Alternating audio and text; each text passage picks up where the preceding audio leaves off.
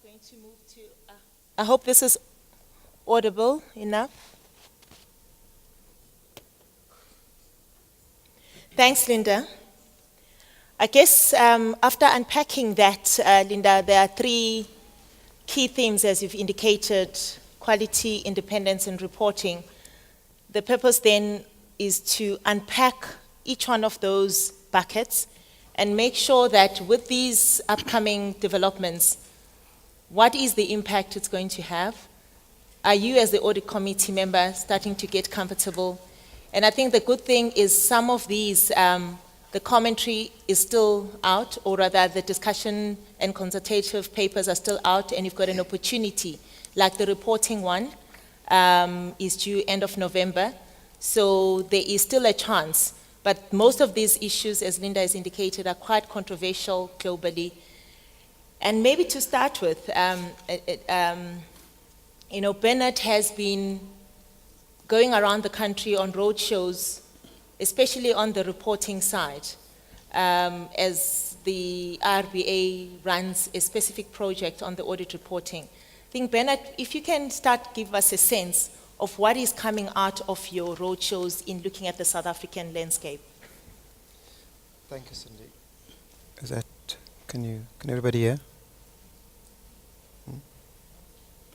Thanks, Cindy, and thanks, Linda, for the presentation.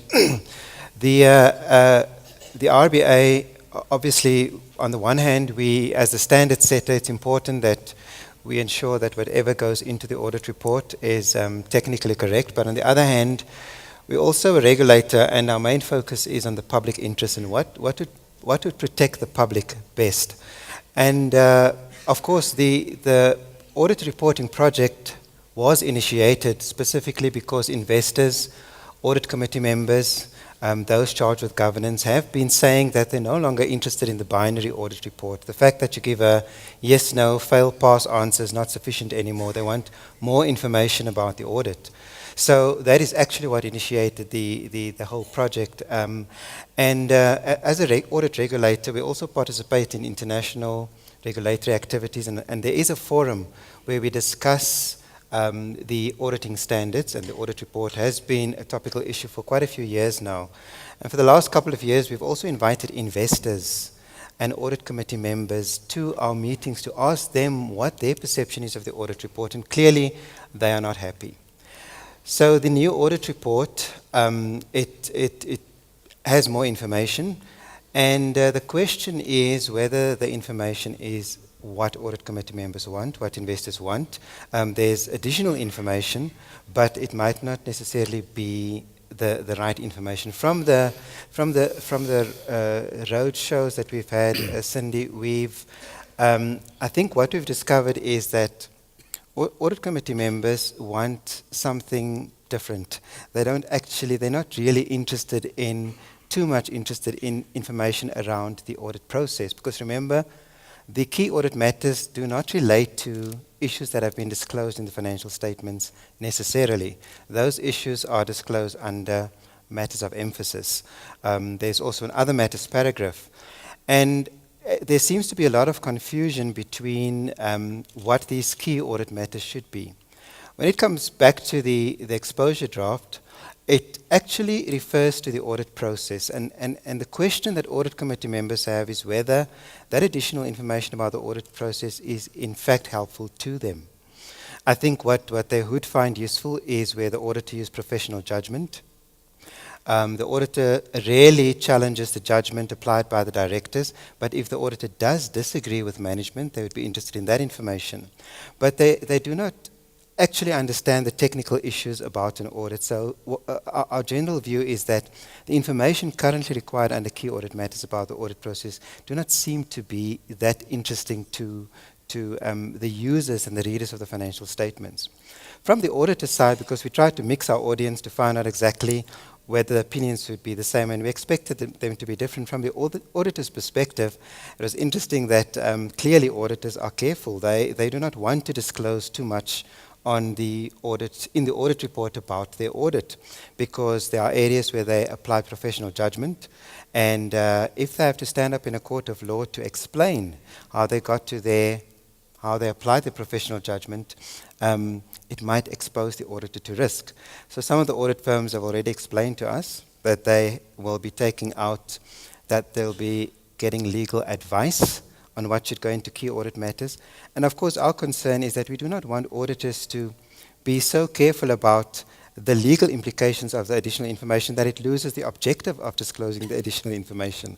So on the one hand, we want them to use their professional judgment, but on the other hand, auditors will be careful about exactly what they put into that audit report. And they're already talking about how they're going to draft the wording so they can be protected. So that's really the general views, Cindy. No, thanks, Bernard. I guess to flow from there, Louis, you come from business. And it's interesting to hear that the auditors are the ones that are a bit skeptical. But if I look at some of the examples that must be in the audit report as key audit matters, where the auditor must report around, say, the valuation, the goodwill issues, how does the client feel from a confidentiality point of view, in terms of this matter is now going to be disclosed and be seen by other companies in their own space? What's your view around that?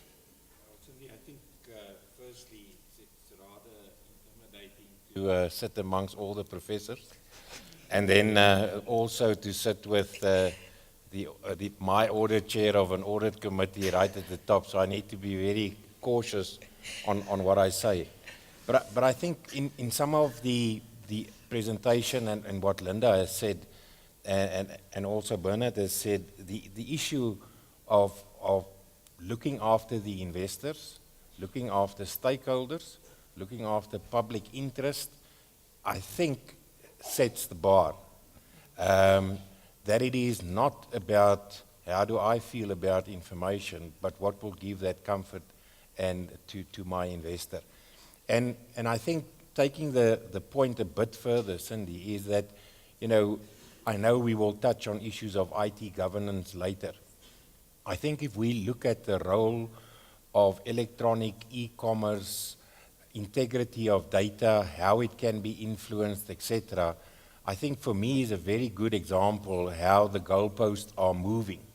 In the past, you've been dependent and reliant on a lot of information that originated from different areas of the business in a particular way.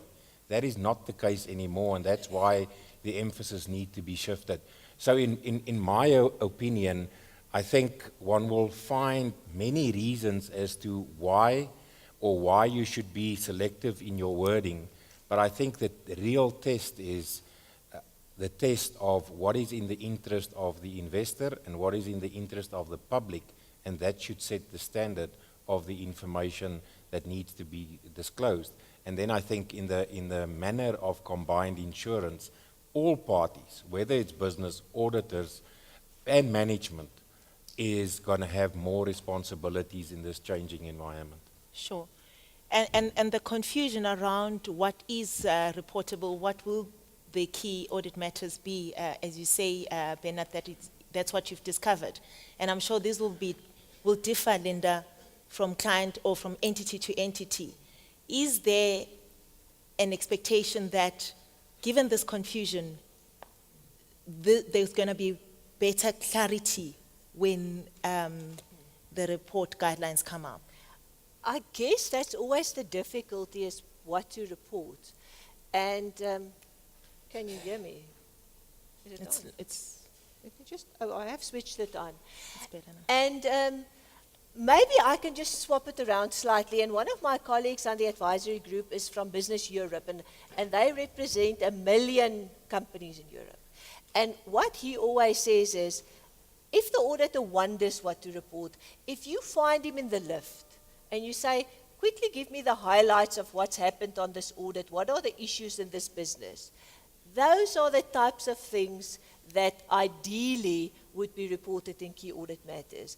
I think the difficulty is, yes, how do you put that into words? I think if we're really intellectually honest with ourselves, we would know what those issues are in every company, and yes, they will be different from one company to the next. The difficulty comes in because auditors, for obvious and for real reasons, will be sensitive about their responsibility and about their liability. So what if I didn't report something and next year that is the cause of a really big thing in the business? And that maybe it links back to Louis' point, you know, the risk of self-interest taking over and not lifting your head and looking at public interest and what stakeholders want and what investors want. That is the thing that will start influencing the debate whether something's going to be reported or not. Having said that, I do think in the final version of the standard there's certainly room for improvement to better clarify that. But I think if we're honest, we would know what the two or three or five or however many things are as an auditor or as an audit committee what should be reported. Sure. Tsakani, the public sector, I would say, has taken the lead already in this instance. Linda also touched on it. The audit report already highlights key matters. How do you see this aligned with what you are already doing and probably through the RBA? How has the consultation with the public sector and what you've done already been? Thanks, indeed. I think if I can just maybe give a bit of context to our audit report. The Auditor General, being the supreme audit office of the country, derives its role and mandate from the Constitution as well as the Public Audit Act. And the Public Audit Act requires of us specifically to audit and report in a manner that will enhance oversight, enable proper governance, and improve transparency in terms of how public funds are spent. And this is really done because our role is to build public confidence as part of our mandate of supporting democracy. So the Public Audit Act specifically requires of us to audit and report on three areas. One is the credibility of the financial report, which has been traditionally where the private sector auditors have stopped.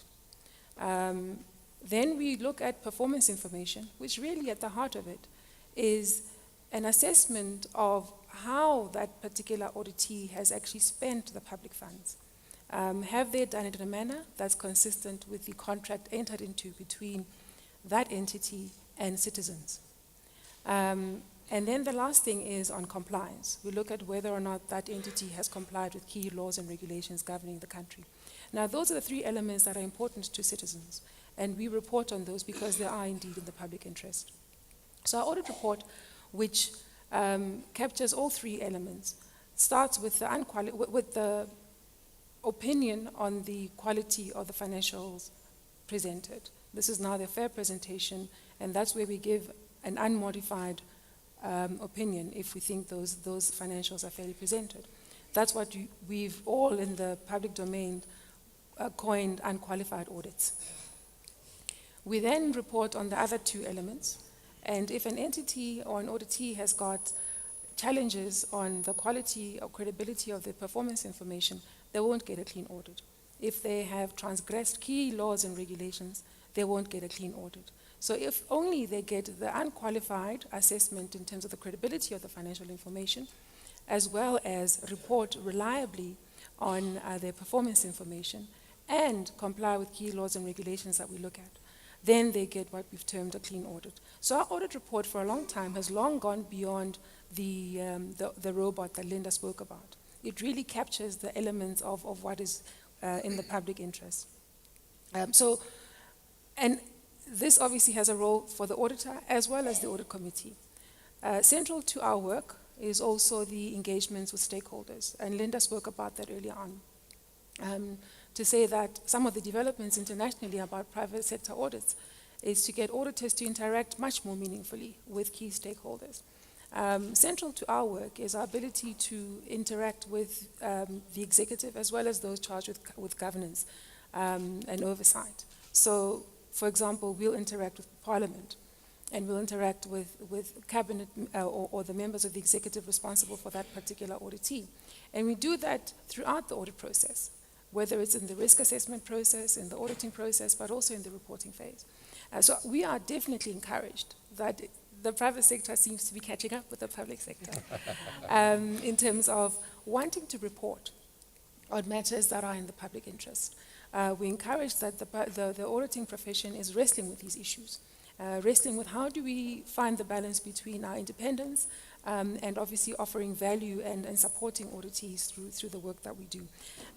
So I think these improvements, if one looks at them, depending on where the debate on the content of the audit report goes, but these improvements will certainly enhance transparency, governance and accountability for the benefit of not just investors, but the broader range of funders, as well as the society at large.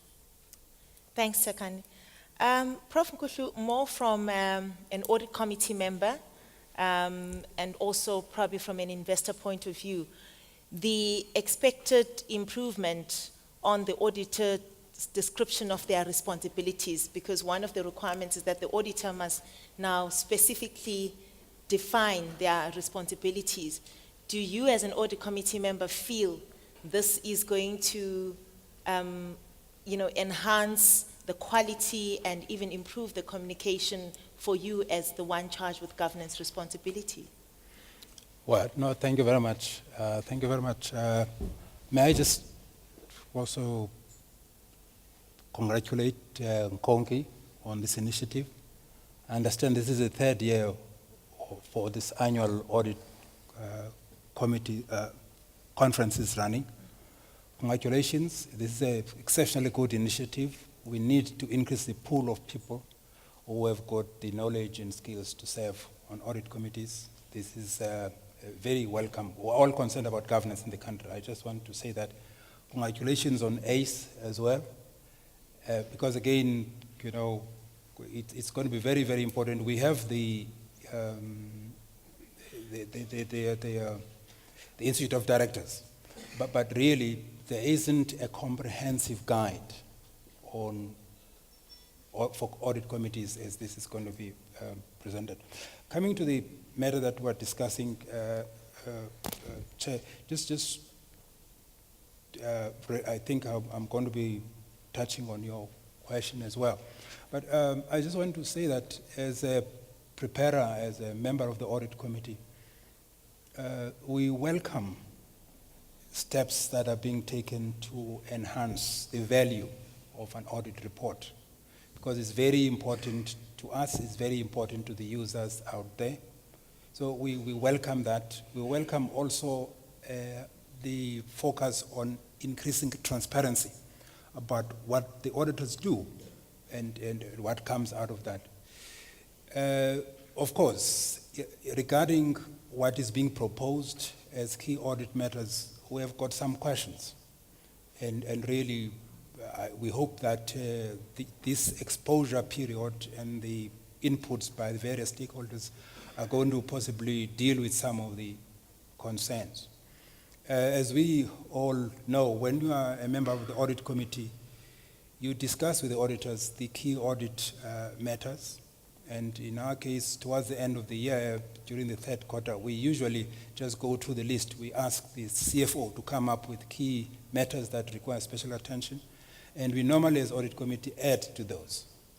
That's one issue. And now, to find that when we do that, they are going to end up being highlighted in the as key audit matters, we'll have to just be comfortable with that.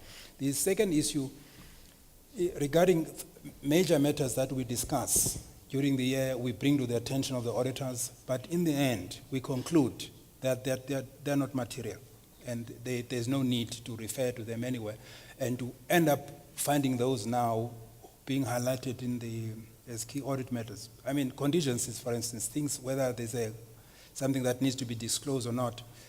In the mining sector, we have big debates about that. It could be provisions for mine closure, the levels of those, and then in the end we say the current levels are adequate. So we end up saying that there's no need for any changes to the accounts and there are no issues really.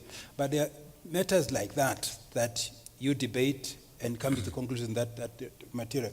So what is it going to happen now? Are the auditors, in their attempt to try and be transparent and also to reduce risk on themselves, have an increased list of matters that they will just list there, just to try and cover their backs. So these things worries us as to where this is going to end, because it may just now be another way of saying, instead of having the normal the short report, we're going to have an emphasis of matters type of report to really convey this and get the stakeholders out there to understand that it does not necessarily convey that there's deterioration in controls. So that message, what message how it's going to be read, is going to be understood by investors. It's a matter that I believe that needs further investigation. Well, we welcome, personally, I welcome the issue on independence. And because there have been major issues around independence of auditors. And my view is that auditors still are inclined to try and produce and do the analysis too finely in terms of the non-audit matters that they can do in actually getting those approvals, drawing the line there. Line can be very fine between a situation where you feel that they are really not just, it's getting to management issues. They are just extending their, the kind of thing that they can do to augment their own fees. So this is a matter, in my view, of independence that need further guidance, and actually reporting on independence and those issues and how exactly they check their own independence and dealing with this approval of these matters. It's a matter that really, in my view, is very important, and I welcome that, and as audit committee would welcome that, and we believe that to us it's unlikely to cause concerns, but what is likely to be of concern is just the risk of extending the list of key audit matters, and this becoming really, losing its significance if the list is just going to grow and auditors trying to cover everything that they can think of.